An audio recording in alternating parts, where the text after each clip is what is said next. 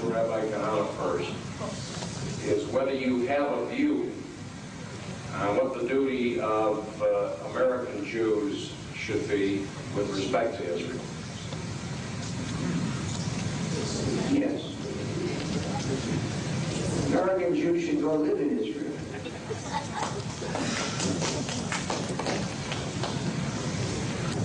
I'm an Orthodox rabbi, and I don't play games with my Judaism. Judaism is a land-centered faith. The Arab may have an obligation to visit Mecca once in a lifetime, but not to live there. The Roman Catholic is not obliged to live in Rome. But Judaism has a commandment to live in the land of Israel. When God took the Jews out of Egypt, He didn't merely free them and say, now go live in San Francisco.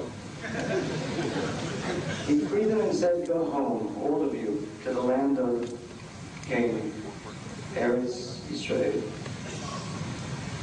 The obligation to Israel. You think that we need money? We need Jews.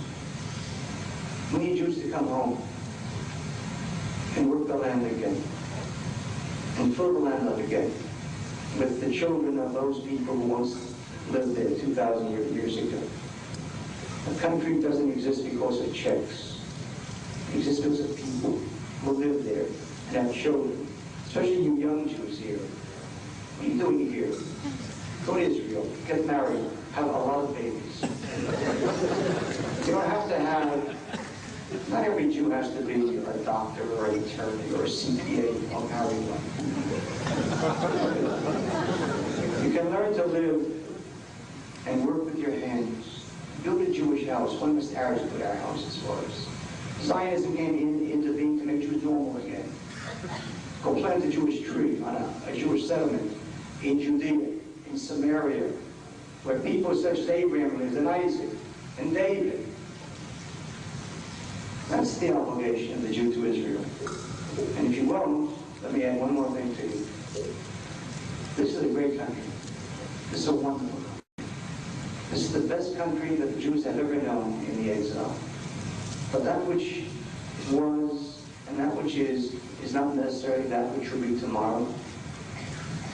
If you think that which happened in Germany is an aberration, it's not true. It's not true.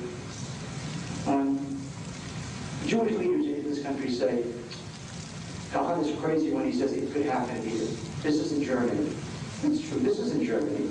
But Germany once upon also wasn't Germany.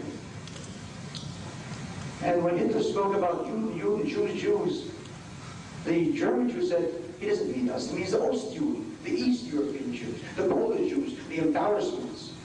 But he meant all Jews. I want to tell you that if God forbid there should be a serious economic crash in this country, they will blame the Jews. And I commend every Jewish leader, if you want to know what is happening, stop going to dinners and banquets of national conference of Christians and Jews. Go into a bar. A bar. Not a trendy bar. A working class bar. And listen as the schnapps goes in, what comes out.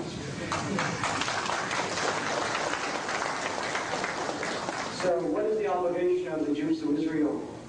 To save themselves and to save Israel. Go home, a Jewish people in a Jewish state.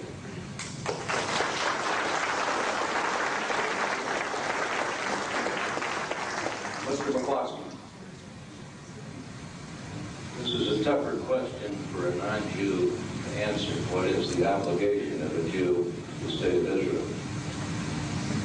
But I think I know what it is not.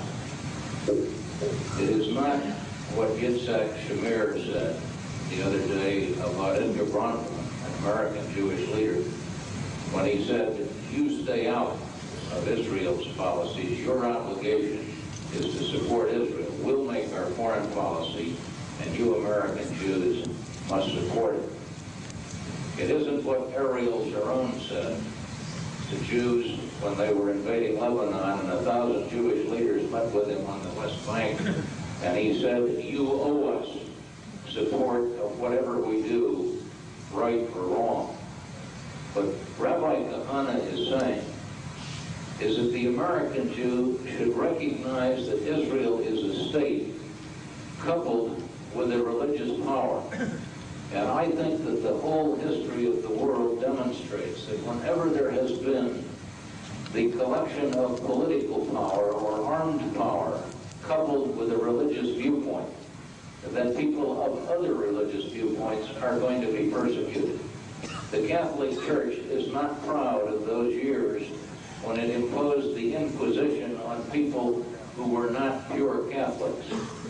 Certainly the Protestant faith looks back with horror on what we did in the early part of the settlement of America when we burned witches in Salem, Massachusetts because they were not properly religious Protestants. It's frightening indeed, it seems to me, to say that Israel must be a Jewish religious state, must accept the boundaries of Israel as established in the Old Testament or 2,200 years ago, and to say that anyone who is not a Jew is not entitled to live in Israel.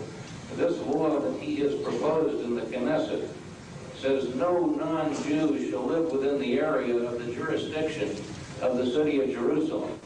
That's coupling the religious definition of a Jew with where a person can live.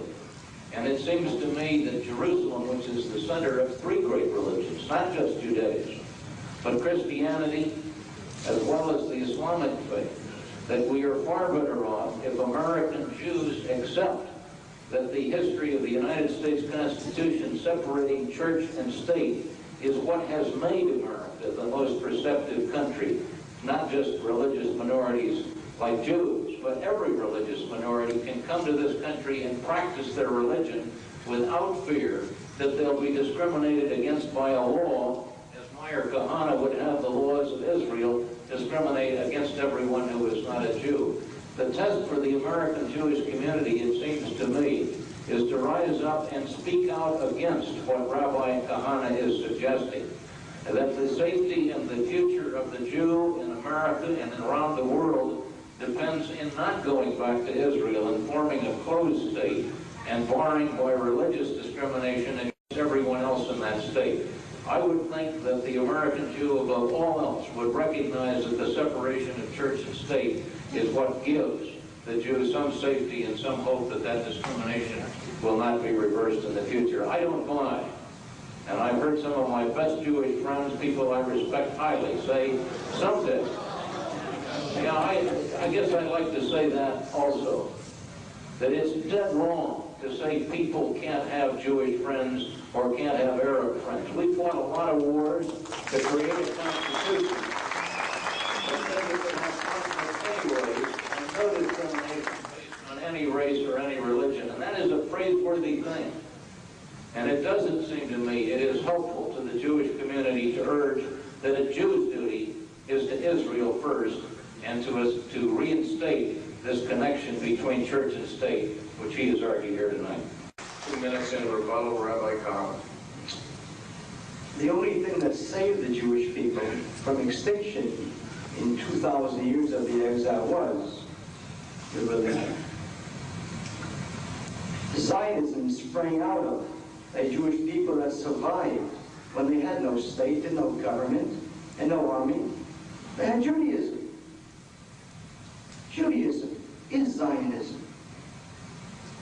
In every prayer, we speak of Zion and the land of Israel.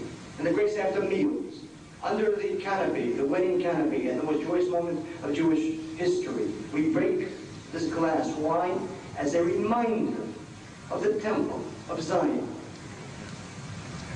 You want to separate synagogue and state? There's no Judaism without that. There's no Jewish people without that. You're upset about me in Jerusalem. How many Jews lived in the old city when the Arabs had it? Was the Jew allowed to live there? You don't want the Jew to speak up against Kahane. You want the Jew to speak up against Zionism. The truth of the matter is, if you want to split the Jews, you know that Kahane is the weakest link within the Jews. But in the end, you're an anti-Zionist. And in the end, you accept Israel only because if you were to say the truth here, that you thought that Israel does not have a right to exist, they would boo you. So therefore you say it. But in your heart, you really believe that the Jews are thieves, have no right to come back, as you said, after 2,000 years, because of like the Indians.